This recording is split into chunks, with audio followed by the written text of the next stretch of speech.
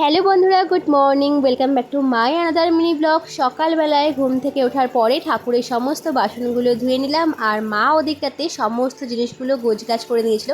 কারণ আজকে আমরা চলে যাচ্ছি কৃষ্ণনগরের বাড়ির আজকে আমাদের গৃহপ্রবেশ হবে, তাই জন্য সারা দিনটাতে ভীষণ ব্যস্ত ছিলাম। তো তার জন্য কিন্তু মামামকে তেমন একটা আমি ধরতে পারছিলাম না, তাই জন্য কিন্তু আজকে বলতে গেলে আমার মাই মামামকে বেশিরভাগটা সামলেছিল।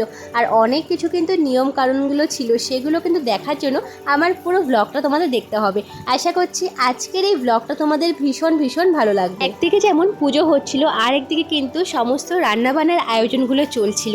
হ্যাঁ, আমি কিন্তু সবটা ভিডিওর মধ্যে নিতে পারিনি, তবুও চেষ্টা করেছিলাম একটু একটু করে ভিডিও তুলে রাখার জন্য। সেটাই তোমাদের সঙ্গে আজকে শেয়ার করলাম। আমাদের দুজনের স্বপ্নটা কিন্তু ফাইনালি আজকে পূর্ণ হলো। আমাদের কৃষ্ণনগরের বাড়ির আছে কিন্তু গৃহপ্রবেশ হলো। আমরা সবাই কিন্তু আজকে ভীষণই খুশি ছিলাম। তো চলো, আজকের মতো মিনি ব্লগটা এইটুকুই।